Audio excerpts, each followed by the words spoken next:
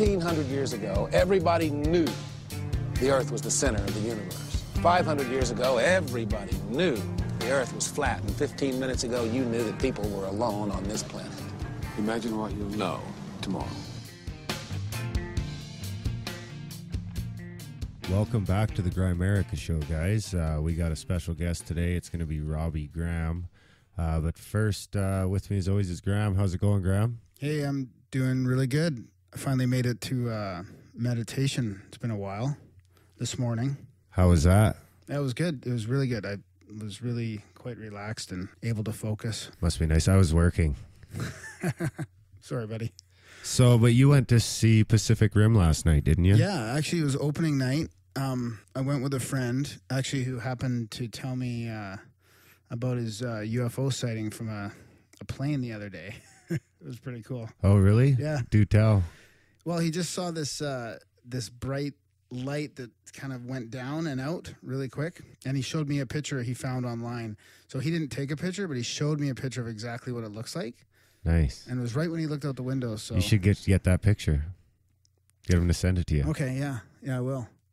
So Pacific Rim, yeah, it was pretty cool. Very cool movie. Yeah, worth going to the theater for? Oh, yeah.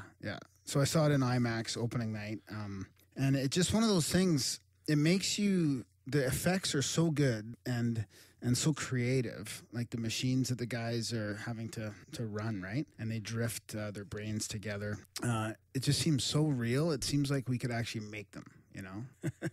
Yeah, and then the other thing I wanted to mention is there was a bit of a horror story with this week's episode, or the last episode, I guess, we released. I accidentally released it without an intro, and then I released it with the intro, but I forgot to adjust the break music. But I think I got the new one out before too many people were affected, so I'll be a little more careful down the road. Hopefully not too many people were afflicted by it, but the current release of that episode is good now. So what do people do if they want to get the newest, latest and greatest intro or episode? Just go back and re-download it. Okay. Pretty much, yeah. Okay. If you haven't listened to it yet, just go back and re-download it, and you'll have the best one. Oh, so they had that train, eh? It turns out, did you hear No Agenda? Yeah, I did. The train crash in Quebec. Didn't we call that? Yeah, they talked about the pipeline being the safer way to transport oil, and this conspiracy now that's coming out everywhere. Yeah, it's already starting. Remember, you heard it here first. I don't want to focus on that too much. What about, weren't you talking about some strange planet or something you heard about today? Yeah, I just saw an article today. The Hubble finds this blue planet. So I guess they're starting to figure out how they can see the colors of these planets. And this one's it's pretty crazy. It's like a gas giant. It's called Ph.d. 189733b. And it's got a 7,000 kilometer per hour winds, 1,000 degrees Celsius, and it kind of rains glass, like this sort of glass material howling. That sounds just terrible. Yeah. But it's pretty cool how they can now, they've got this image of it here. I don't think it's the real image. It's probably kind of what it should sort of looks like. But yeah, it's pretty cool. Blue planet with raining glass. So... yeah, we'll have to keep our eye on that. So, we got Robbie Graham here today. So he's the brains behind sliverscreensaucers.com. And really, it's pretty there's not as many people looking at that angle of Hollywood and the UFOs. He's one of the only people. I think he said in the interview there's only like two other books other than the one he's working on that go into that genre. And he comes up with some pretty interesting stuff. Like he can tell the difference between Independence Day, for example, that did not have any DOD influence. Yeah, because I think the DOD was okay with it as long as they didn't show fuck all about Area 51. Yeah, and then they pulled out, right, when the producers decided to leave all that shit in about Area 51? Yeah, exactly. They pulled out. I think the CIA or something might have still been in on it, but they didn't get the free tanks and shit like you do when you do what they say. So it's pretty fascinating seeing some trends here about movies when the DOD and the CIA get involved. Yeah, so I don't think we really need to say much more. We had a pretty long intro last show, so we might as well just get into the Robbie Graham stuff here. It was a great interview, so we might as well just jump into that. I don't know if you have anything else you want to add, Graham? No, that's it. Just enjoy the chat.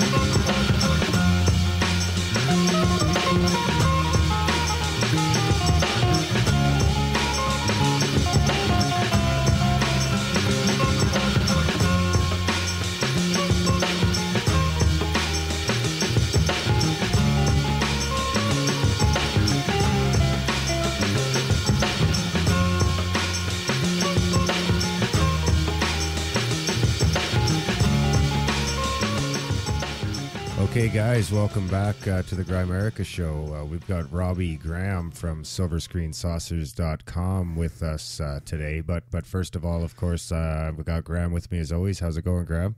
Hey, I'm doing great. Full of lots of questions and stuff to talk about to Robbie Graham about. Saw the Pacific Rim movie last night, opening night, so I want to pick his brain about that. How you doing, Robbie?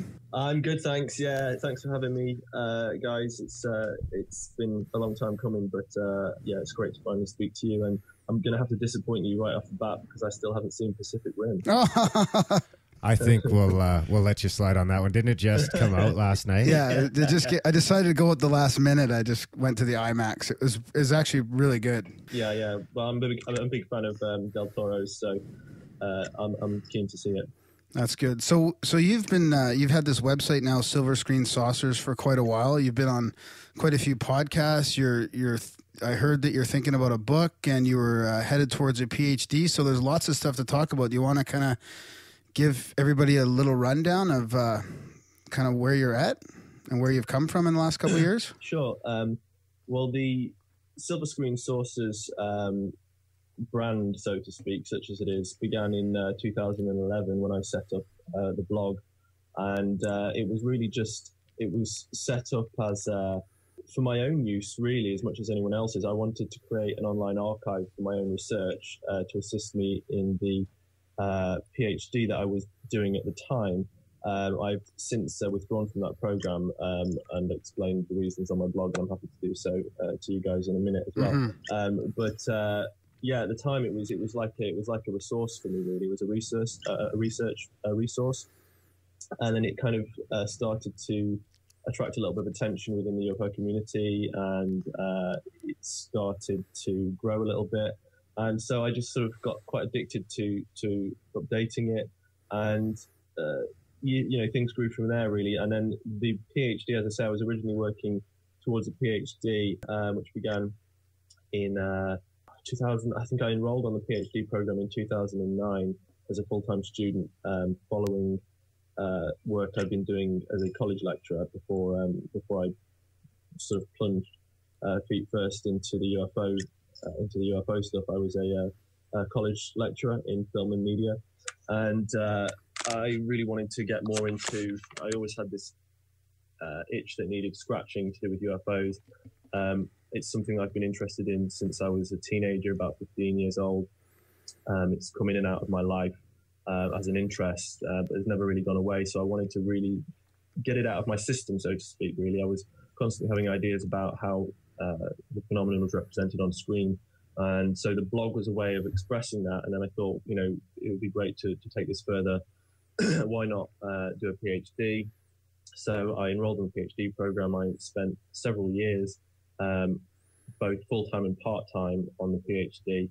And then eventually finally decided that I needed to pull out, because it was not the avenue that I wanted to go down. I felt that, you know, I've had several years of fairly high-level academia, and came to the conclusion that really that's not what I want to do with my life.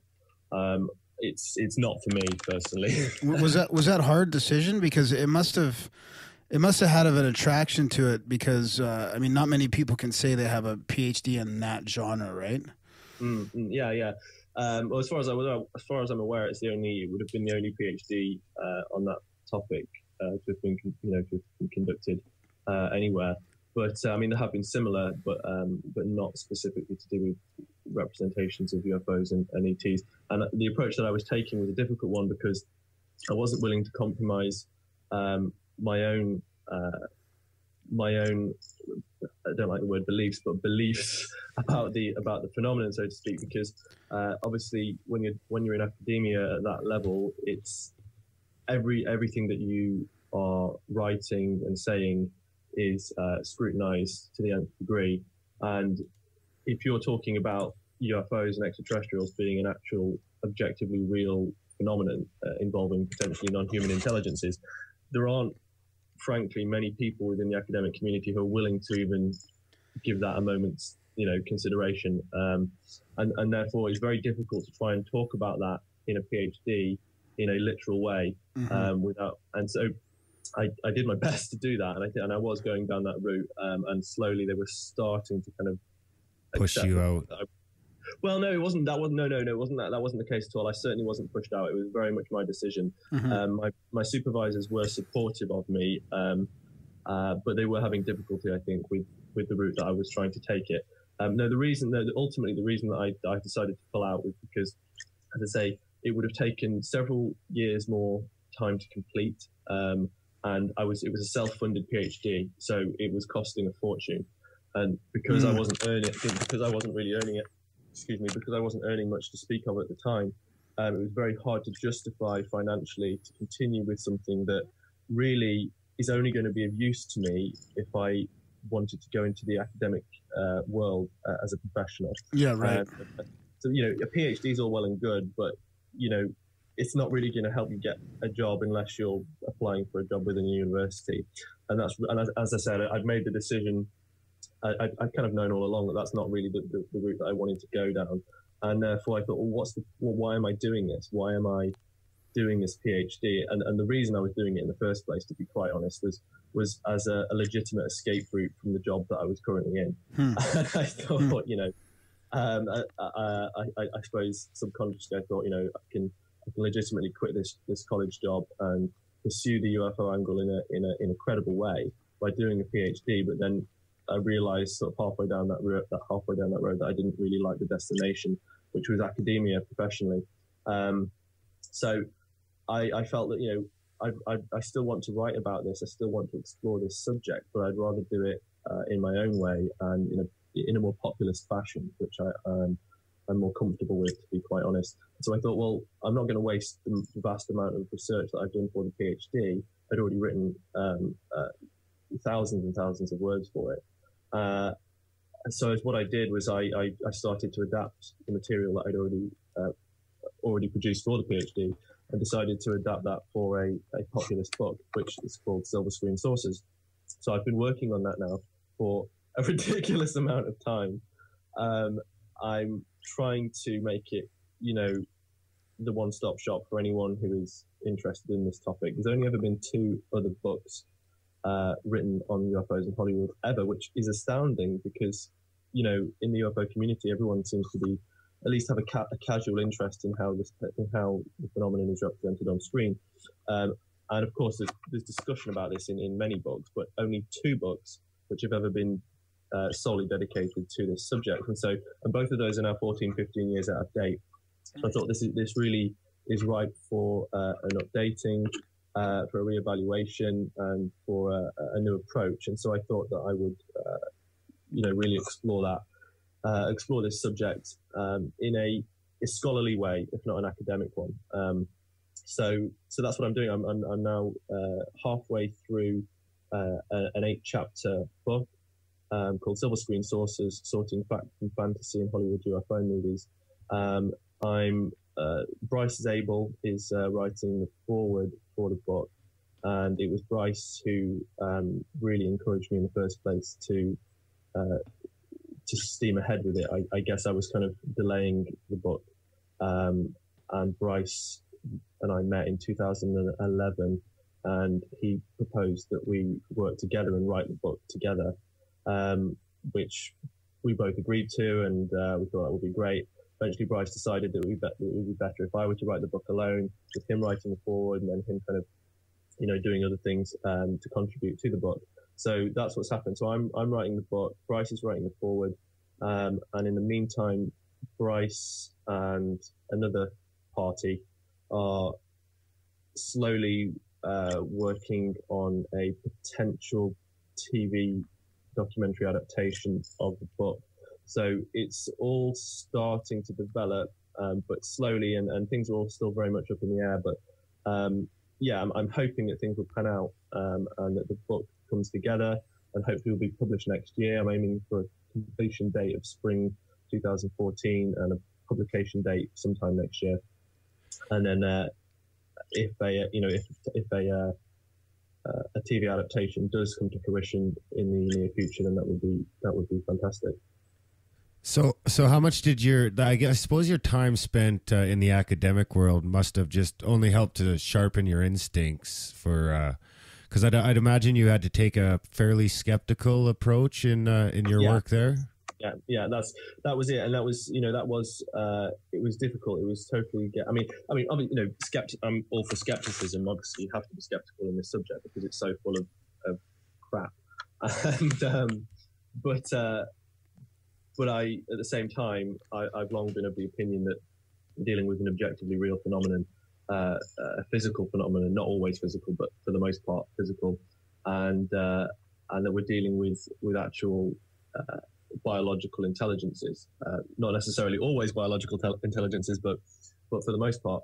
And therefore, when you've reached that conclusion based on years of research, it's very hard to kind of completely push that aside and talk about this in very, very abstract cultural terms specifically. Mm-hmm. It was a cultural Ph.D. that I was writing. It was in cultural studies department. It was cross-departmental, which was confusing in the first place. Normally people have one PhD supervisor, but because of the nature of what I was proposing, I was required to split between two departments, the cultural studies department and the film studies department, both which had slightly different emphases on film. And so I had two different supervisors as a result, one of whom I got on very, very well with, the other one not so much. And so it was an uphill struggle constantly, but it was something that I relished and enjoyed whilst I was doing. But as I say, one of the major things that made me pull out was, it was partly, as I say, it was a combination of, one, I realized that I was not going in the direction I wanted to go in, and two, it was costing me a lot of money to go in the wrong direction, and therefore I couldn't justify it anymore. And so I decided that I would throw all of my energies into a populist book, which would hopefully have a greater impact. You know, the thing with the PhD is I could have written a fantastic thesis and it would have been stuck in Bristol University library and been read by maybe 10 people over 5 years. It's like, what's the point? So I'd rather spend a great deal of time writing something that's going to be of value to potentially thousands or tens of thousands of people rather than just a handful. Yeah, that should be great. I can't wait for that to come out. That's an interesting angle to take on the matter. So, what's your favorite of all the? Because I'd imagine you watch quite a bit of movies. Yeah, absolutely. Well, I make a distinction on my blog and in my book of what a UFO movie is, and I refer to them as UFO movies. Of course, a movie dealing with aliens isn't necessarily a UFO movie. I term a UFO movie as one which taps into ufology, taps into UFO literature. It's any movie that taps into any aspect of UFO mythology or draws inspiration from UFO literature, incorporates references to ufological phenomena, events, locales like Area 51, Roswell, all that kind of stuff, specialized ufological terminology. A UFO movie doesn't always have to be about UFOs in the strictest sense. But it will usually devote a respectable amount of its running time to the dramatization of imagined, human-alien interactions, and typically in the context of a first contact scenario. So that's the kind of the territory of a UFO movie. The first UFO movie, was the first film ever to deal with the subject of flying saucers was the 1950 movie called The Flying Saucer, which was just a cash-in on the saucer craze of the late 40s, early 50s. And then exploding throughout the 1950s and into the 60s, you had the countless B movies exploiting the flying saucer term and iconography. Some were good, many were bad, but all, from my perspective, are very interesting. And so, yeah, I've studied most of the major, or all of the major UFO-themed productions from 1950 through to present day. Excluding Pacific Rim, unfortunately. Yeah. So speaking of that, so the last three big ones that I saw, like Man of Steel, Pacific Rim, and Star Trek Into the Darkness, they almost all fall into that category still. Like they all had a lot of subtle disclosure, or sometimes very obvious disclosure connotations. Mm-hmm. That's right. And you're finding that. You'll find that disclosure themes and disclosure connotations actually do surface in films which, as you say, aren't explicitly about UFOs or even aliens at all. But certainly in Star Trek Into Darkness, for example, which you mentioned there. I mean, that opens straight away with the idea of ancient astronauts and the idea of first contact with a super advanced civilization, and how, you know, the imprint left by an advanced civilization, a primitive one, results in the formation of religion, and of course the implications of that for that society. And so that's all crammed in there within the first sort of 10-15 minutes of that film.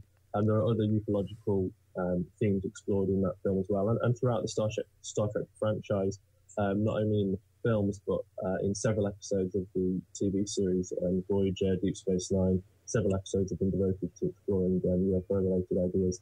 But it's something that the UFO field has been mined by Hollywood creatives for decades now. They see it as something that's it's an obscure, fringe, subcultural area, ufology, and it's one where if you've got the right mindset and if you've got the good sense to do it, you can pick up a few UFO books, you can scour them for ideas, and then you can take those ideas and you can think, you know, this would be great in my film, but I'm just going to subtly reference this here and there, and it speaks to people. I think, you know, the idea of alien contact, but specifically when it's drawn from supposedly real world scenarios.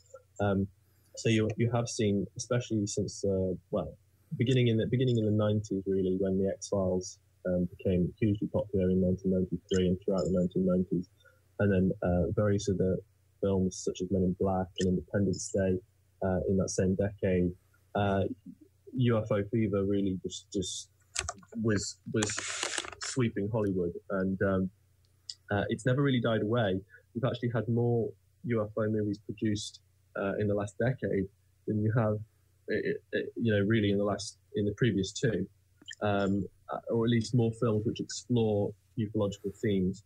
And I think that's because, you know, there is a greater interest generally amongst the public in the UFO phenomenon itself.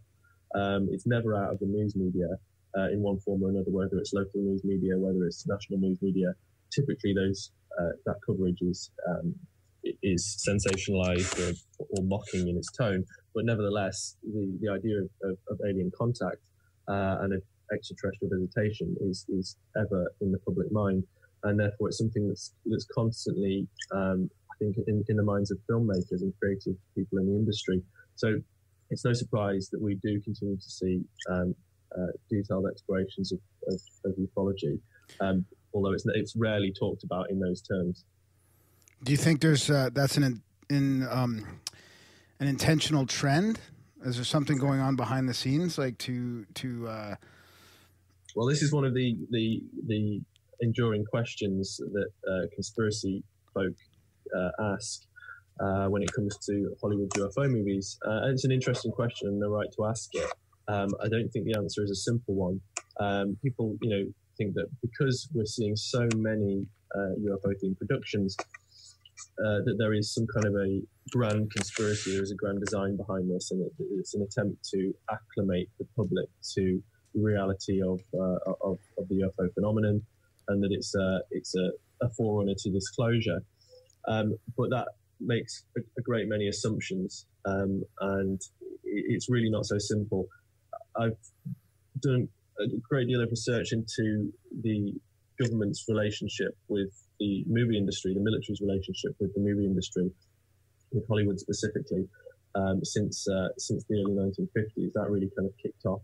The American military has been intimately involved with Hollywood for since the birth of the movie industry, since the 1920s at least. Mm-hmm. In one form or another, on and off in occasional productions. But it wasn't until the 1950s that the CIA became, 1953 that the CIA got heavily involved in the movie industry in a covert capacity. And then it wasn't until the mid-1990s that the CIA established its own official liaison office and acknowledged its presence in the movie industry. But prior to that, you had the Department of Defense working very closely with filmmakers, most notably on Top Gun in 1986, which was just designed as a naval recruitment campaign, and that was hugely successful. the Navy set up recruitment booths outside the theatres where the movie was showing. And in the weeks and months following the release of Top Gun, naval recruitment was shot up 500%. So it's hugely successful. And the DoD, yeah, true. And the DoD really, they recognised that was hugely significant. And they've never really been out of Hollywood since. And they've got offices in Hollywood now. They've got a whole floor, the 12th floor of the Oppenheimer building in Los Angeles, where the Army, Navy, Department of Defense, Army, Navy, Marines, National Guard, and other branches all work together, vetting scripts constantly. So, and this is an open relationship. It's public. It's perfectly legal. Mm-hmm. And I think that's one of the problems with it. Really, is because it's become so accepted. It's become so brazen that people really don't seem to question it at all anymore. Can you even compare the trends between movies that have been vetted by the CIA or the DoD compared to movies that haven't been? Absolutely. Or is there so many that are becoming vetted now? Well, there's still a relatively few amount that are being vetted. How it works is, we can apply this to UFO movies in a minute. But speaking more generally here, how it works is a production company, studio will have a film. They'll be drawing up the budget, and they'll think, what do we need in terms of hardware to make this film work? So if it's a film, for example, like Man of Steel, where you've got a vast amount of special effects, military hardware on screen, jets, tanks, bombs, all that kind of stuff, you've got the choice of whether or not you want to do all of it in a computer, and which is very expensive, or you can say we can cut some of our costs, save a few $1 million here or there, maybe save $10 million, maybe more, by approaching the Department of Defense and saying, we've got this script, would you please review it, see if it's acceptable to you? If so, we would obviously like you to give us, about whatever you can spare in terms of hardware to cut our costs. So the DoD will actually give the filmmakers real F-22 Raptor fighters. They'll give them real stealth bombers. They'll give them, real tanks, real Apaches, real troops. And so therefore those things aren't now having to be created in a computer, and therefore the costs of the movie are cut. They also get on-set advice from the military, so that accuracy and authenticity is improved, etc. So what the military get out of that, of course, is they get a fantastic glossy advert in the form of a Hollywood movie, through which showcase their latest hardware and boost recruitment. They're all about boosting the recruitment, and what better way to do that than by collaborating with Superman, and that's what they've done. And Superman was heavily supported by the DoD. Iron Man films are supported by the DoD. The Transformers films were totally supported by the DoD, NASA, and so what you'll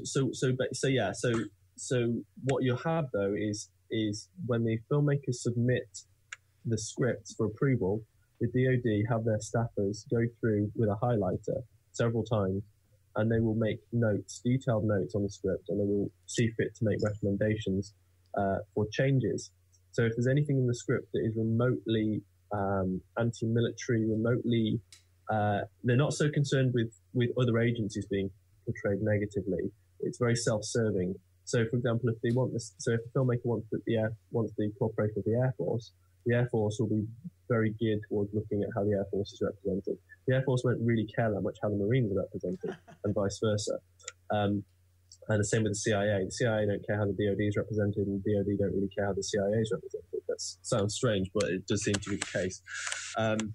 So it's very self-serving. But what they will do is anything that's remotely derogatory towards their own institution is highlighted, and a request will be put into the filmmaker saying, if you want our cooperation, you're going to have to remove this dialogue, you're going to have to remove this scene, or you're going to have to change this scene. And what they will do is they will actually make recommendations for how to change it. So they're actually becoming involved in a very real way in the script writing process. So you're having DoD staffers suggesting artistic changes to a script. And the result of that, in most cases, is diabolically bad films. And you know, so you've seen some real stinkers, and in some cases you can even tell where the DoD has written the dialogue, because it's so bad it could only have been written by some robotic suit, you know, Spook. for a spook, right? And so I mean, I think the worst example of a film coming undone through just massive DoD involvement was Battle Los Angeles in 2011, which was just one of the worst films I'd ever seen. Battleship was probably even better example. 2012, Battleship had huge support from the DoD, specifically the Navy, obviously, and it was just spectacularly bad, and it bombed as well. Thankfully, you know, both of those films did desperately at the box office, and which is good, which is encouraging. But there have been a handful of cases where DoD involvement hasn't mired a film too greatly, and I think that Man of Steel and a few others in more recent years have come out relatively unscathed. But that are still highly questionable. I mean, now in terms of how this affects UFO content, that's what I'm really interested in. And so, as I say, it's established that DoD worked very closely with Hollywood on movies.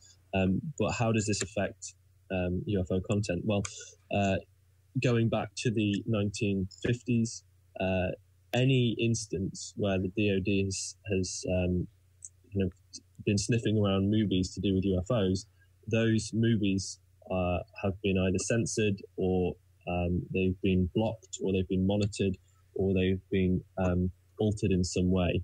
And there are numerous examples, several dozen examples going back to the 1950s of military manipulation of Hollywood UFO-themed products. And some of those instances involve the CIA, some of them involve the Army, some of them involve the Air Force. NASA, not so much. NASA's been relatively hands-off. There have been a handful of cases. But typically the Air Force, because of its historical involvement in the UFO phenomenon and UFO secrecy, the Air Force is the one that's been most heavily involved in sticking its nose into UFO-themed productions. The Transformers films, the first one, 2007, was very, very interesting, because what I've noticed is that when it comes to UFO representations on screen and depictions of the military, if the Air Force, the DoD, is to sign off on one of those products, then it seems to be a deal breaker that there can be no implication in the script that there is a pre-existing UFO cover-up. There can be no implication that the official power structures, or at least the military power structures, have been actively deceiving the public on this issue. So what you had in Transformers in 2007 was you had a quasi-governmental agency called Sector 7, which was headed by John Turturro in the film. And this is obviously representative of Majestic 12, which is an off-the-books agency. It doesn't officially exist. And so with Sector 7, they were giving themselves a pass, basically. They were saying, look, we can unload the blame for this decades-long cover-up onto a quasi-governmental black ops agency. We, as the DoD, aren't aware of this. We've had the wool pulled over our eyes, and we're very shocked and horrified to learn that the public has been deceived, and if only this had been in the DoD's hands, things would have been better. And that's very explicitly what happens in Transformers. You've actually got this ham-fisted scene, which is unmistakably written by DoD staffers, where you've got the Secretary of Defense himself, played by John Voight, being introduced to, being taken down into this secret base under Hoover Dam in Nevada, and you've got aliens stored in cryogenics, and all of this top secret technology which has been hidden from public view. And John Voight, the Defense Secretary, is outraged. He has a go at his his aide saying, you don't think I needed to know that there was a frozen robot in the basement for the past 70 years or whatever. And it's saying to the audience, look, we don't necessarily, well, the implication is that that we as the DoD, we don't discount the idea that there is a UFO cover-up, but we're not involved in it. So blame it on someone else, because and that's what comes across in these films. And it's not just that one film. Every single film in which the Department of Defense has been involved that relates to UFOs, in all of those productions, the DoD has always got its hands clean in terms of UFO secrecy. Or the CIA too. Do they fall in that category? That trend? The CIA are slightly more interesting.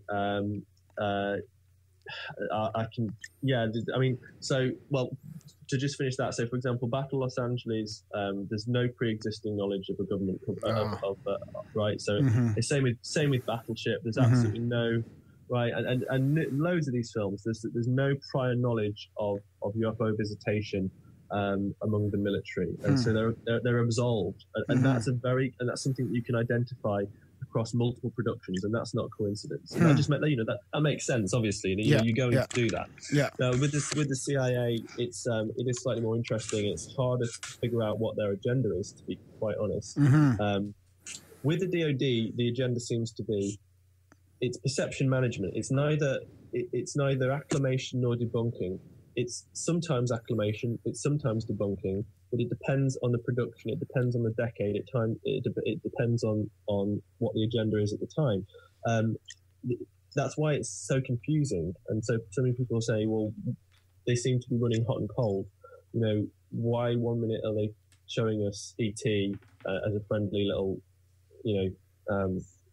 guy who wants to shake a hand, and why the next minute are they then showing us, ET as this Independence Day annihilators? And it's very confusing, the message that's being put out. I should probably say that neither of those films had military support, ET or Independence Day. Right. But the CIA, they've been involved in UFO themed productions since the 1950s. In 1953, of course, the Robertson panel made its recommendations that the U.S. national security establishment should seek to demystify and debunk the UFO phenomenon through media channels, including film and television. And they got to work on that very quickly. In 1958, 59, you had an episode of a TV show called Steve Canyon, which was an Air Force-sponsored show. They wanted to make the writers who were not Air Force, they wanted to write an episode about UFOs to cash in on that enigma. And they had heavy censorship. The episode was rewritten at least a dozen times. And eventually it was shelved because they put it on a shelf for about a year before the producers finally decided that they would kind of go against the Air Force's wishes and screen it anyway. But the changes that were made to that script, to that episode, were very, very much in line with the Robertson panel's recommendations to debunk and to demystify. Very subtle tweaks.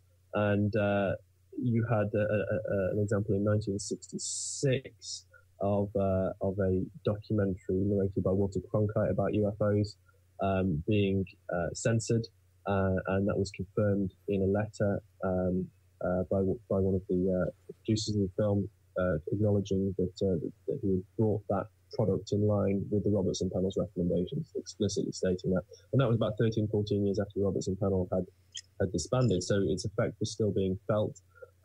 Problem with the CIA, of course, is that one of their unspoken policies is that they have nothing on paper. You don't leave a paper trail. So it's very hard to track through official documentation the extent of their involvement in the movie industry.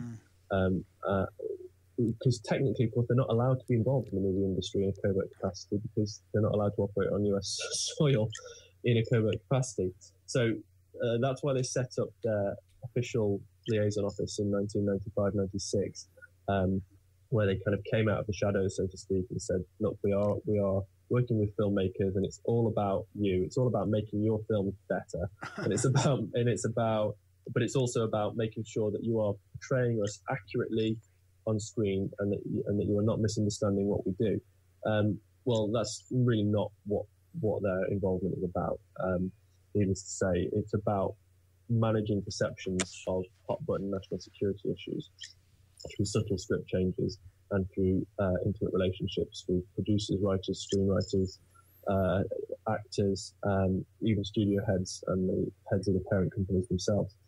And there is a considerable amount of evidence to show that there is a vast network that has existed over the years of CIA in Hollywood.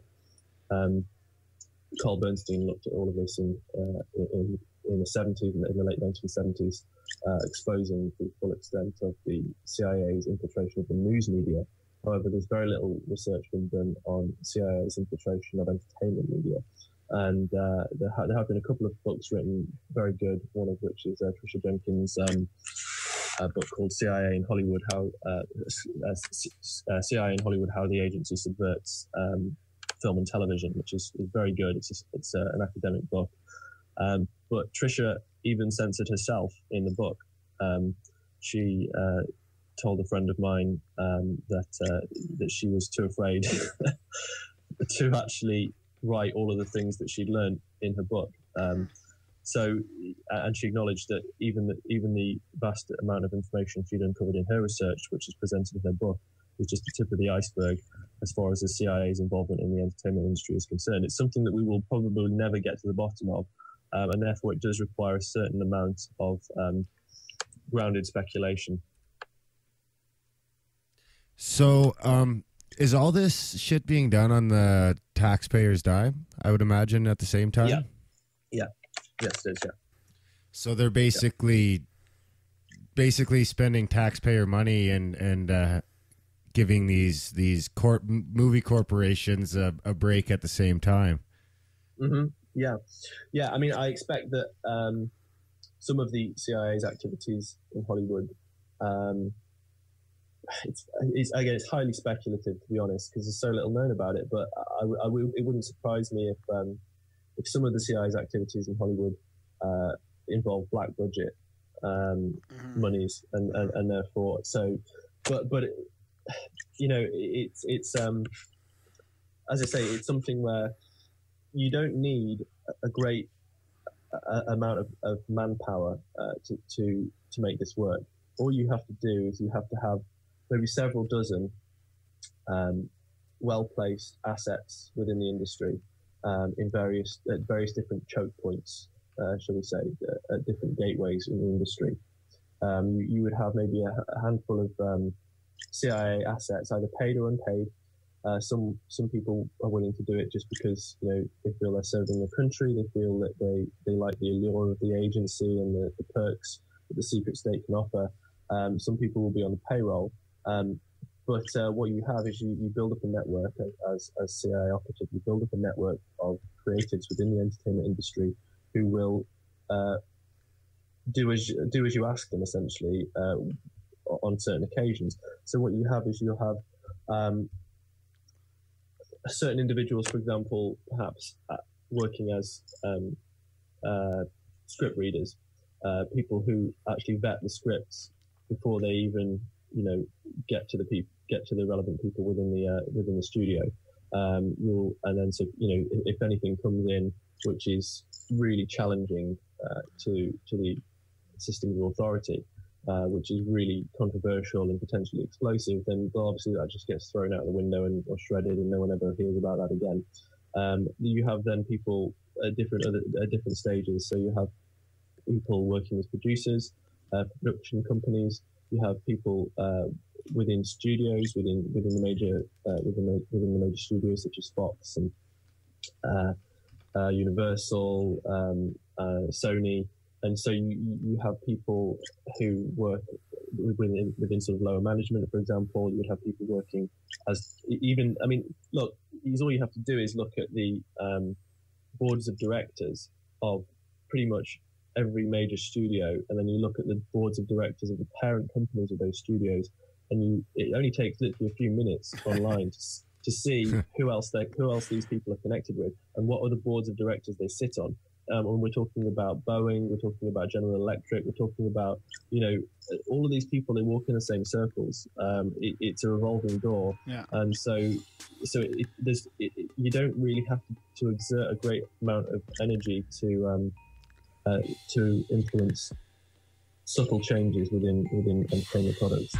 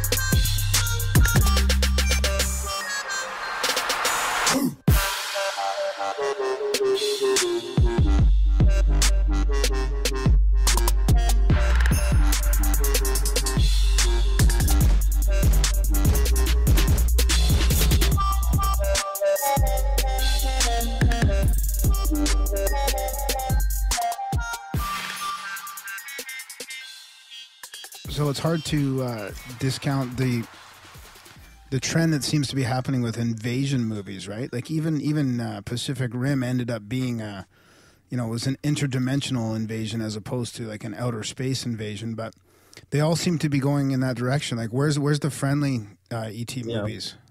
I wish we would see more. It's strange. I mean, so in the 50s, the approach was invasion, almost exclusively. You had a handful. You had the day the Earth is still in 51, where the ETs are enlightened, although they're still threatening to destroy humanity.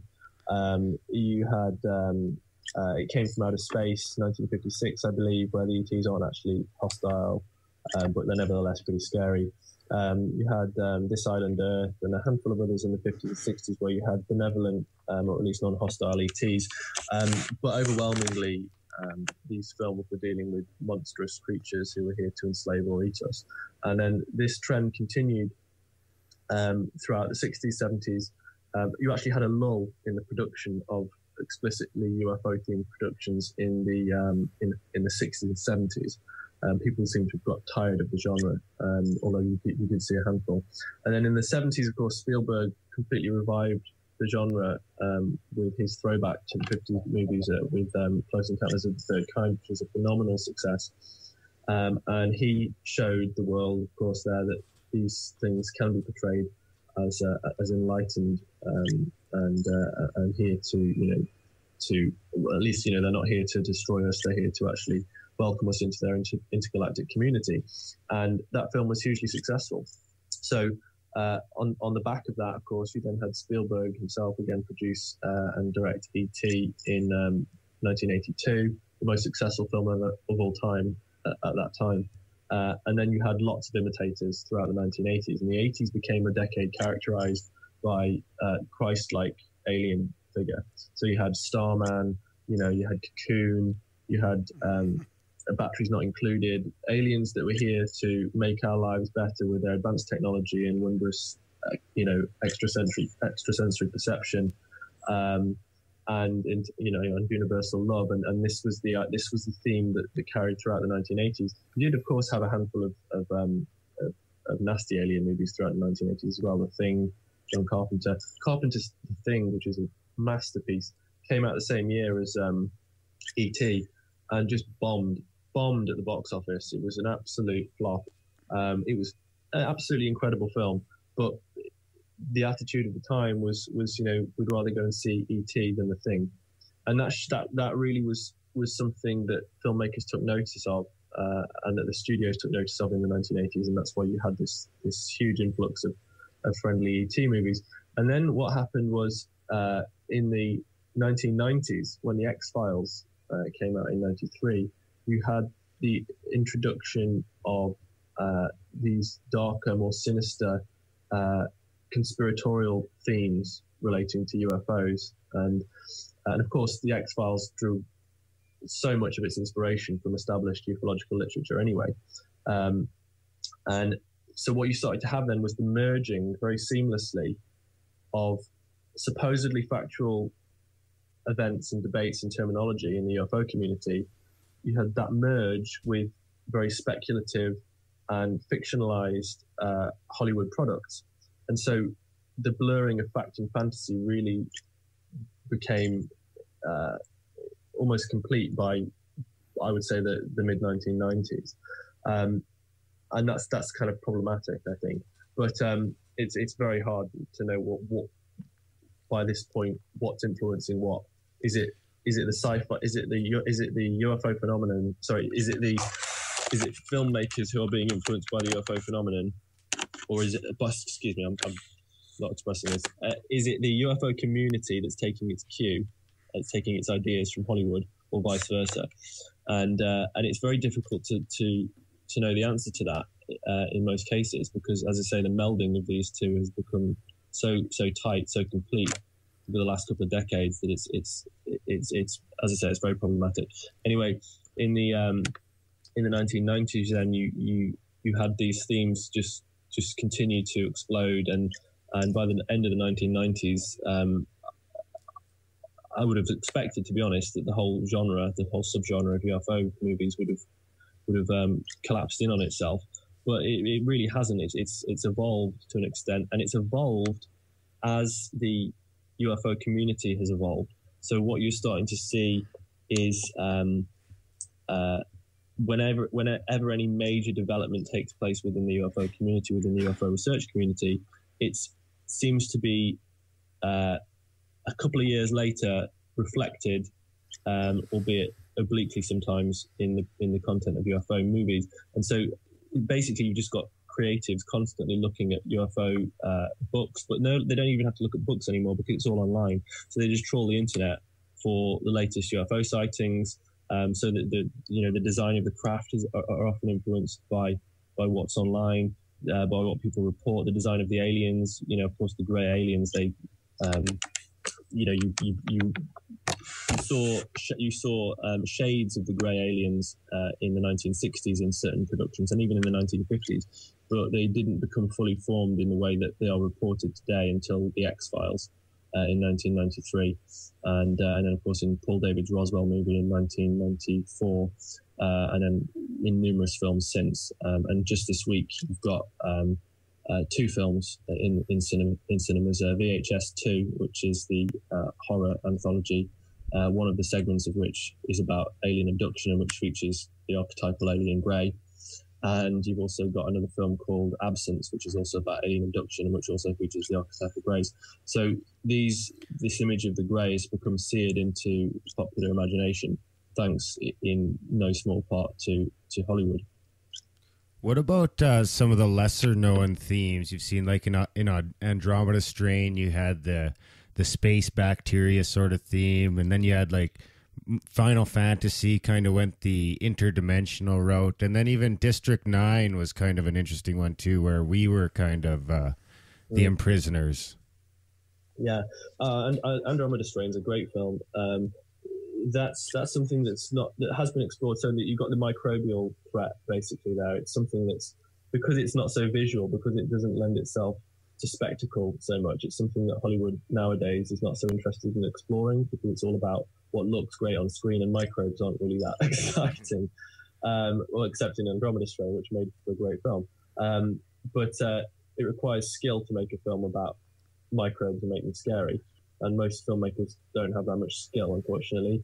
I wish that weren't the case. But so you had Evolution. What was that? 2000 was that Evolution with David Duchovny and Julianne Moore, which was exploring the idea of interstellar bacteria coming to Earth by way of meteorite, and then you have the fallout from that in terms of rapidly growing and evolving extraterrestrial life invading our planet. You've had numerous films which deal with the idea of parasites, alien parasites, body snatching films, right from the Invasion of the Body Snatchers, invaders from not invaders from Mars, but Invasion of the Body Snatchers in 1956.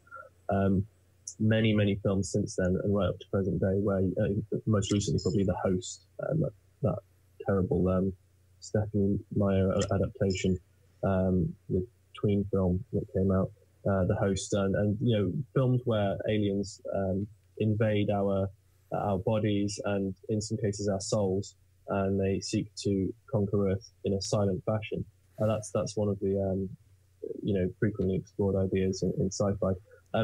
But so yeah, there's a great many angles to come at it from, and as I say, that's what I'm attempting. I'm trying to make sense of it all in what I'm writing at the moment, and hopefully I will do so in the next few months.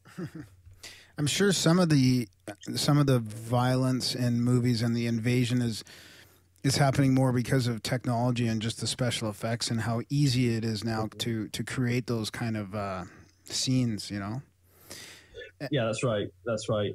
And they probably use the excuse of ratings, or that's what people want to see, but I don't really buy that. It's just like the media saying how they don't cover UFOs because of ratings or all this, and when some of their best stories and the most popular stories are of actual serious UFO sightings, it always seems to me like the media portrays the easily debunked stories or the fantastical ones and not the real serious ones.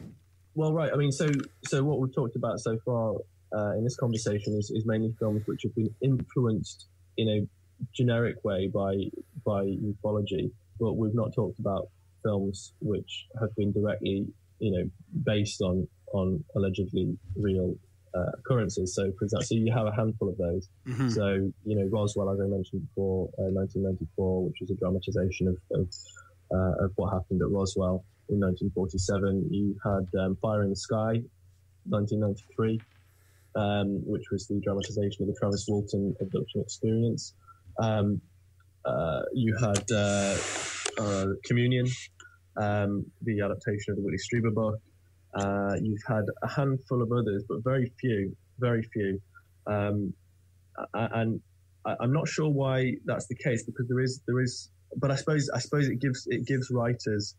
Film writers and directors, it gives them more artistic freedom if they're not bound to a very specific literary source. If they can just pick and choose from interesting information online from a variety of UFO cases and themes, then they can just use those and cherry pick them and put them into their scripts as they see fit. But I think not all of those films have been successful, the direct adaptations. I thought Roswell was a good film. It was a TV movie, and so it was limited in scope in terms of its budget as well as what it could achieve on screen. But I think it was a good film. It was very influential film. And then you had Fire in the Sky, which is a terrifying film, a really horrifying experience to watch. Especially the last sort of 20 minutes, where D.B. Sweeney's taken on the ship as Travis Walton, but of course, that film's come under fire because that's not what Travis Walton reported in the slightest. They turned it into a horror film. Travis Walton reported, he was terrified. He claimed to have been terrified, but he claimed to have seen human Nordic type extraterrestrial beings. In the same place as these grey type beings. He didn't claim the torture scenes that were involved in the film, and it really did become this absolutely grotesque torture scene. Really, the last chunk of the movie, and that worked well with audiences, but it does distort the alleged reality of the case. Communion, I thought, was an interesting film. Not entirely successful, but very memorable. It's a bit of a messy film, lacks in structure, but it's really creepy. I think it works well as a horror, really. But again, and I suppose that is evocative of Strieber's accounts, which are terrifying in Communion. But I suppose one of the questions that I'm interested in watching all of these films, whether they're direct interpretations of real events or whether or not they're broader interpretations, such as not Battle Los Angeles, but Battleship or Independence Day or whatever. Then the question is, what effect are these movies having on us as audiences? Do these do these films serve to fictionalize the UFO phenomenon for us, or do they serve to actualize it? Neither or both, or I mean, it's difficult to say. I think film does have a mysterious, mystic quality about it, which does serve to. It seems to actualize things.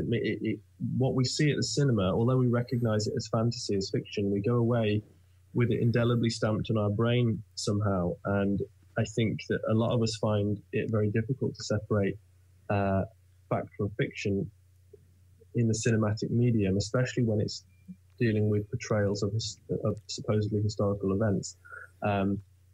And I think that applies to the UFO phenomenon as well. So I think to an extent it does actualize it, but at the same time, as I say, we do associate cinema, and specifically science fiction cinema, with, with untruth, with wild imagination. And I think that because, of course, UFO movies fall within the science fiction genre, and because they lend themselves to outlandish spectacle, I think that many of these ideas to do with UFOs have been fictionalized.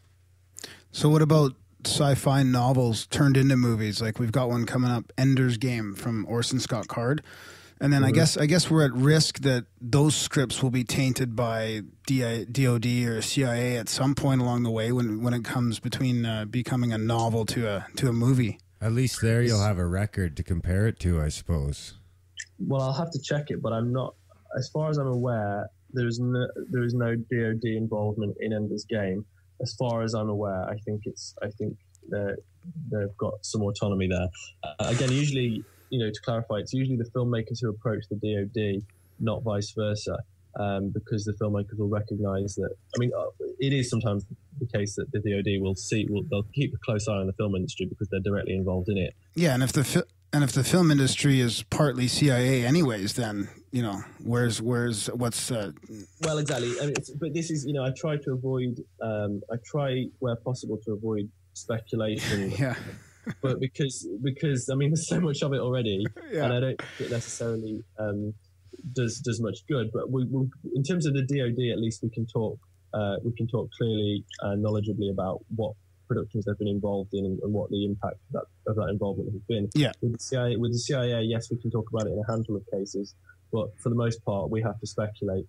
But so yeah, it's entirely possible that of course, there is CIA manipulation of every UFO themed movie in a covert capacity. That's of course possible. I don't think it's necessarily the case. I don't think it's the case at all. But I do think that there are. In what I'm writing at the moment, in the book I'm writing, I actually do highlight a number of films over the decades where I feel CIA involvement is evident, and I outline the reasons for that thinking. But yeah, it's all we can do is look at the CIA's historical record in Hollywood, what's actually documented and what is known, and then we can extrapolate from that and say, so what's likely today, what based on the infrastructure that they have currently in Hollywood, what can they do with that? What are they like? How far are they likely to take it? And how are they likely to weave their web throughout the industry? But again, we can only speculate. What do you think? Do you suppose there's any crossover between that and, say, how espionage or like the CIA or the NSA's spying techniques? Like you had movies like, I forget the one with Will Smith where they had the cameras Enemy of the State. Yeah. That was really interesting. I've discussed this with a friend of mine. That was 1998, that film, and it was directed by Tony Scott and produced by Jerry Bruckheimer.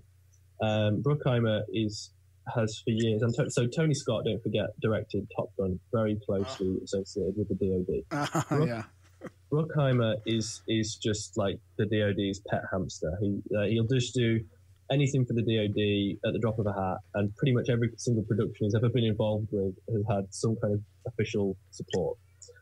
So he is properly one of the boys of the national security state. But that's an interesting film because, as you're probably alluding to there, it's a film which does seem highly critical of, well, specifically of the NSA. No, this was before the NSA was even really on anyone's radar. This was 1998, and of course, everyone in the everyone in any conspiracy community was aware of the NSA before that. But most people on the street hadn't even heard of the NSA. In fact, most people have only just started to hear about the NSA in the last few weeks. Mm-hmm. And that's true. That most people are still until Edward Snowden had been completely oblivious to the NSA's existence. But that was a film which alerted the world to the existence and operating procedures of a vast spying agency in the NSA, and that's quite odd. That's quite radical for Hollywood, especially for Bruckheimer. They did not. However, it's important to point out that now apparently there was actually some CIA involvement in that film. By the way, in the NSA, in Enemy of the State, there was apparently limited, off the books CIA involvement in that film. But no NSA involvement, because the NSA are not going to lend their support to that kind of thing, full stop. But what's interesting is that film, the illegal activities conducted in that film on the part of the NSA are conducted not by the NSA itself, but by a rogue organization, a rogue element within the NSA, which ultimately, by the end of the film, is brought down. Okay, and that's a trend that you see across all of these national security themed films. So you'll have, so even in the Bourne films and the Bourne supremacy films. So what you have is you have horrible activities being conducted by people within an intelligence agency, but it's not the intelligence agency itself. It's compartmentalized. It's compartmentalized, right? And so there are bad apples within it. But what happens typically in all of these productions, in all of these storylines, rather, is that by the end of the film or by the end of the franchise, those bad apples have been rooted out and squashed, and some kind of stability is restored to the agency, and that is something that, again, that's a sign of CIA involvement, because there are a number of cases, as documented by Trisha Jenkins, where CIA will lend their support to a production in which illegal activities are carried out on the part of rogue elements, but they will not lend their support to that production if the storyline involves the agency as a whole conducting those operations. So they like the idea that someone within the agency or connected with the agency ultimately is involved in bringing down the bad apples. They take care of their own problems. It's kind of like, yes, we acknowledge that there are some bad people in the agency, but good ones will ultimately bring them down. And so that's something that you can identify across these national security themed films as well. Yeah.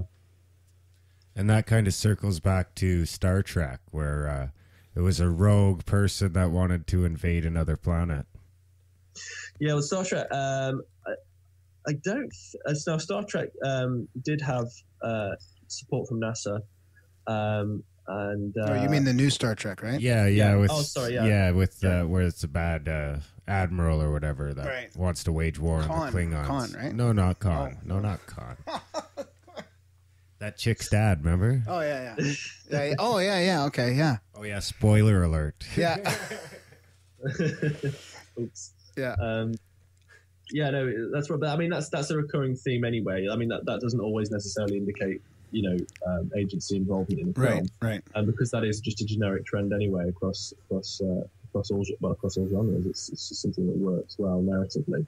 But no, there have been a number of identifiable instances, acknowledged instances, where the CIA has withheld or given its support based on whether or not rogue elements will be brought down within the film.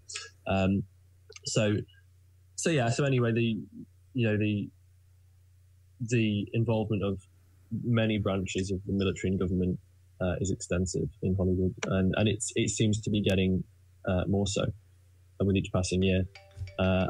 And they're becoming more brazen about it. As I say, you have it so with Superman, with Man of Steel, you had Zack Snyder, the director, actually directing loads and loads of really super cheesy, schmaltzy recruitment ads for the National Guard. I don't know if you saw any of those. So what happens is Snyder and his guys would have signed a production deal with the DoD, because whenever the DoD lends its cooperation, there's a contract signed, and so they would have signed a contract with the DoD, and in that contract, it would have said, the DoD would have said, we require you, Zack Snyder, to in exchange for our cooperation, to actually produce and direct some of our recruitment campaigns, turn your directorial eye to our needs, and that's what he did. And then there's loads of videos online of Zack Snyder talking about how wonderful the National Guard are and how much like Superman they are, and how you too can be like Superman if you join the National Guard, and it's all slow motion schmaltzy crap, and it's just and it's just like stuffing it in people's faces. It's saying, look, we've been produced with the cooperation of the military. Isn't this freaking fantastic? Like, no, it's not. Yeah. It's propaganda. Yeah. Fuck off. Sorry. So where is this going, the whole UFO thing? Like, what do you think is going on, or do you have any opinions? I know you like to stay kind of in the middle of the road or on the fence a little bit, but you must have some opinions, especially over the last couple of years since you've been digging pretty deep into this. About what, sorry? About UFOs in general, disclosure or the reality. Kind of the big picture of the whole shebang, I suppose. My views on it, I think, have continued to evolve, and I think I don't think it's necessary to resort automatically to the most exotic explanations. And when I say exotic, I'm talking about, interdimensional, time travelers, people from the inner earth, people like I stress I do not discount any of those theories. But what I'm saying is that, and certainly certain aspects of the UFO phenomenon seem to go beyond nuts and bolts extraterrestrial visitation. However, again, in order to keep things as grounded as possible in a crazy subject, I think that it's important to try to come to logical conclusions based on the evidence that you've got. And for me, the evidence is overwhelming that at least some, or indeed the majority, of genuinely unidentifiable UFOs, where people report encounters with non-human beings and structured craft, I think the majority of those, I think it's logical to assume, do represent extraterrestrial visitation in the literal sense. We live in a universe which is, just bursting with extrasolar planets. More and more being identified every day. It's a statistical certainty, really, that we are not alone in the universe. Even if there's microbial life discovered anywhere, then that shows, again, by the laws of evolution, that it's almost certain that microbial life will have evolved in the 13 billion years of the universe into something far more advanced than we are. Especially when we find it right next door. Right. Well, exactly, and I do believe that will happen. I think the Mars thing was just they've had so many opportunities to announce microbial life on Mars, so many since the 70s, and they've not done so because obviously there's no going back from that. Once you make that announcement, it's a slippery slope, and I think they've come very close. I mean, they nearly did in '96 when they made the announcement about the life in the meteorite, the fossilized life in the meteorite. But then they see the implications of it, and they think there's no going back from that. And then, it's constantly testing the waters, pulling it back, dangling it out, pulling it back. It'll happen. But I don't know how disclosure will unfold. I'll get back to that in a second. But in terms of just assuming what these things are, I think that because it's safe to say, very, very safe to say, that we're not alone in the universe, and that there is extraterrestrial intelligences throughout our galaxy and in other galaxies. Far more advanced than we are, because we are so young as a civilization, we barely even register on the cosmic timeline. I think that when people are reporting encounters, I mean, hundreds of thousands of people, not just a handful, reporting encounters with beings in structured craft, and in many cases where they claim to have had conversations with those beings, and the beings explicitly say, we are extraterrestrials. If one person were to say that, and you can dismiss it, but when for so many decades have said it, I think you have to pay some attention to that. You have to work with the evidence you've got. So I think that some of them are extraterrestrial, and I think that you're on fairly safe territory with that. Now, as I say, I think that we are dealing with things that go beyond that, but it's so speculative. I mean, when people talk about interdimensional beings, I get a little bit frustrated because people say, "Oh, it's not extraterrestrials; it's interdimensionals." Like, well, it's pretty much the same. It's the same thing, really. I mean, like they're still from a different place in space time. They're still from, they're still probably biological beings, or at least they seem to manifest as such. And they're still operating in what seem to be structured craft. So there's not much difference, really. So I'm not interested that much in making the distinction between interdimensional and extraterrestrial. And I don't think that the implication is that interdimensional is more exotic than extraterrestrial, but I don't think that needs to be the case at all. If you're dealing with an extraterrestrial civilization that's 1 million years more advanced than we are, or even 10,000 years more advanced than we are, then the technology they would have would just seem, it would just be beyond our comprehension. It would seem, so when people report being walked through walls by grey aliens or by other aliens, when they report being all these absolutely crazy, impossible to comprehend phenomena, people think, well, there's no way anyone could do that, therefore it must be interdimensional, it must be some kind of, trickster entities from the 12th dimension or something. It's like, well, it might be, but similarly, I'm sure an advanced civilization could come up with technology which would, alter the state of matter such that you could walk through it. Especially when you consider that, probably within the next couple decades, we're going to become an extraterrestrial civilization.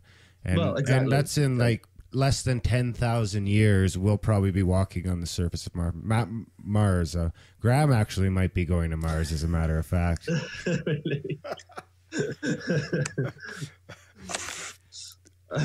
He signed up for the Mars really? one. Oh, really? Yeah. What the hell? Awesome. Yeah. Awesome. Yeah, do it. You got anything else planned? No, that's right. I mean, hey, why? If I could do it, why not? Right? I don't have a wife here or a family, so I've got my mom and my sister and stuff. But it's nice to hear you say that because there's so many people that are going the other way, right? They're sort of revolting from the ET hypothesis. So I like what you say about the. But as I say, I do stress that I do think that the aspects of the one of the really freaky aspects of the phenomenon is where it sometimes crosses over into cryptozoology. Yeah. And a lot of people, Nick Redfern has looked at this in quite some detail over the years, and as well as other researchers. The hardcore cryptozoologists don't like that idea at all. Mm-hmm. They don't like the idea that UFOs could in any way be related to cryptids. Yeah.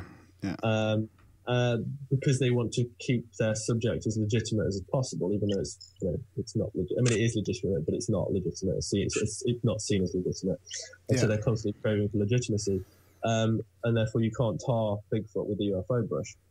But actually, the amount of people who report Bigfoot in the vicinity of UFOs and vice versa is staggering, and also the nature of Bigfoot reports themselves. Is very odd, and I'm sure you're aware that many people have reported strange phenomena associated with Bigfoot, vanishing, seeing them vanish, or seeing tracks in the snow which just lead nowhere and vanish into nowhere. The fact that no one has ever found a body or a bone or any really concrete evidence of Bigfoot's existence, despite tens of thousands of sightings across America and across the world in different forms of creature. To me, it would seem that there is something exists, but if it was truly completely physical, then we'd have had physical evidence of it by now. Mm-hmm. So I think there are stranger things in this world than extraterrestrials, I think. Yeah, I think it's a bit of everything. Personally, I'm keeping an open mind to all kinds of theories about it. Yeah. So what else do you have going on lately, besides working on your book? Are you going to be traveling to North America at all? Are you hanging out in the UK? Yeah, well, actually, I've been invited to speak at a conference in New Mexico in November, mid-November. It's the Wake Up Now 2 conference. Oh, right on. Grant Cameron and a couple other people are going to be speaking there. So I'm hopefully going to be going over for that in November, potentially going over for a couple more conferences in the next year. And I think I do see that hopefully I'll be spending a bit more time in the US next year. And I've not spoken in the US before. I've not given a talk in the US before. Mm-hmm. So November will be the first time. But as I say, it's highly speculative yet. But if anything comes together on the TV front with Silver Screen Saucers, then obviously I'll be spending a bit more time over there as well in the hopefully not too distant future. In the UK, back home, I literally spend most of my time pulling together the chapters of this book, and trying to build Silver Screen Saucers into something that will appeal to a lot of people, and so that's what I'm doing. So before we let you go, you kind of hinted at us that Jerry Bruckheimer is kind of in bed with these agencies. Is there anyone else in Hollywood that's pretty prone to be working with these and kind of pushing their agendas forward whenever they're asked? So you've got I probably can't think of them all off the top of my head at the moment, but people who spring immediately to mind are some people who we've touched on already. So J.J. Abrams has got a long working relationship with the CIA and the DoD. Pretty much, if you look at his filmography on IMDb, there's probably only about 2 or 3. I'm talking about directorial projects here, not producing necessarily, because he's produced a whole bunch of stuff, but directorial projects and screenwriting projects. He's worked with the CIA or the DoD or both on many productions. It's more often than not. And so he got his start in the industry with the CIA, really. I mean, when in the early days, what made J.J. Abrams' name was Alias, the CIA show. Yeah. Oh, yeah, I remember that, yeah. Which was completely supported by the CIA, totally supported. And J.J. Abrams worked very closely with the CIA on that project for several years, for the duration of the show. The writers who J.J. Abrams works most closely with have been Roberto Orci and Alex Kurtzman. They're a writing duo, youngish guys, I think in their sort of mid to late 30s. Those guys are, again, pretty much everything they've ever written together has been about the national security state, and have received cooperation from one or more branches of the US government or military. They write generally pro-establishment pieces, or at least they have good endings. Whatever they're writing, or at least whatever they're writing, is appealing to the national security state, because they have a very intimate, very, very intimate relationship. And for my money, they're assets. Yeah. And they wrote Into Darkness, by the way. Oh, really? Star Trek? Mm. Yeah, there you go. Oh, perfect. It always comes together at the end, right? They wrote Transformers, Fringe, Star Trek Into Darkness, Hawaii Five-0, which is very pro CIA, FBI. They did Cowboys and Aliens, Exit Strategy, CIA movie, Transformers, Mission Impossible 3, which were all support, and all of those movies, Mission Impossible movies, were indirectly supported by the CIA. They were facilitated by the CIA. CIA gave them advice and showed them around the headquarters. They had conversations with advisors, etc. They did The Secret Service, which is a film about obviously the Secret Service, very pro Secret Service. They did Alias. They wrote all of Alias. You got at least half a dozen movies and shows on their filmography, which are all about the national security state and which have received very close cooperation from CIA or DoD. Where can people track you down if they want to get some more info for your stuff? Of course, we'll link to all of this stuff in the show notes. But if you just want to, if you want to plug anything you want to plug right now, now's the time. Well, my blog is sliverscreensaucers.com. If you Google Silver Screen Saucers, you'll find it, but that's sliverscreensaucers.com. All of my research is on there. You find articles, guest articles, news updates, commentary, etc., and a whole list of every major notable UFO themed movie from 1950 through to present day, as well as the notable TV shows. So that's silverscreensaucers.com. My email address you can find through the website. I'm happy to correspond with anyone who might be interested in asking questions or sharing information. No, thanks so much for coming on, Robbie. It's been fascinating chatting with you about this. I think you're on a really interesting path here. Like, we're more complex than people realize. Thank you. I appreciate it, guys. It's been great chatting with you. Yeah, we can't wait to see where you end up, and hopefully maybe we'll have you on again down the road when the book comes out. That'd be great. I'd like that.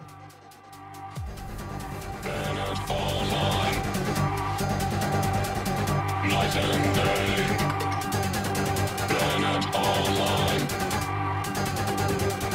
Night and day, planet online. Well, that was our chat with Robbie Graham from sliverscreensaucers.com. Yeah, what a fascinating guy. What a great chat. I absolutely can't wait for that book to come out. We'll definitely have him back on when that happens. Yeah, I've always been a fan, but it's so cool to chat with him in person and get some. I learned a few things for sure. Yep, we can always manage to get a few extra tidbits out of people, it seems. So yeah, we'd really like to thank Robbie Graham for coming on. It was great. People can find him on Twitter at Hollywood UFOs. He's got a pretty cool Twitter feed there, and again on his website silverscreensaucers.com, all of which we'll link to in the show notes, of course. Along with the music and everything else. Yeah, of course. So, so on to the next one. We've got a pretty busy week coming up. Next, we've got Dennis McKenna is going to be our next outlet, so that should be a great chat. And then after that, Nick Redfern. Yeah, Nick Redfern with RPJ again, of course. And then after that, it'll be Michael Cremo, then Grant Cameron. So if you have any questions for those guests, email them to me or Darren. My email is Graham at Grimerica.com, Graham at Grimerica.com, Grimerica. Yep, and I'm Darren at Grimerica. And of course, we've always got our feedback line, feedback at Grimerica.ca. That's where we want you to send like the hate mail and shit so that it's not so personal. Hey, luckily we haven't got a lot of that yet. Yeah, we haven't got much hate mail yet, or any hate mail yet, so. So, all right, guys, I think that's about all we got for now, and I think we'll see you next time. Graham, you got anything before we go? No, that's it, man. Have a good day, and we'll talk to you in a couple days. All right, guys, we'll see you when we see you. Ciao.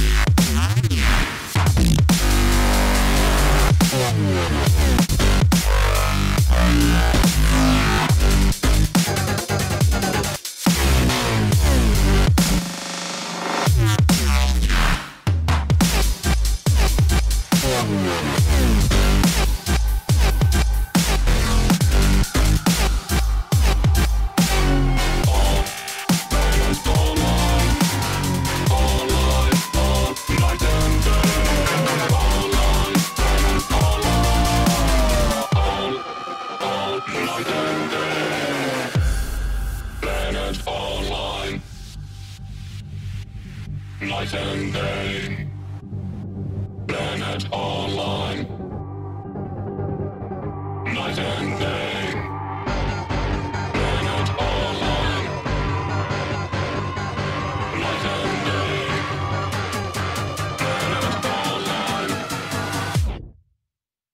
Night and day.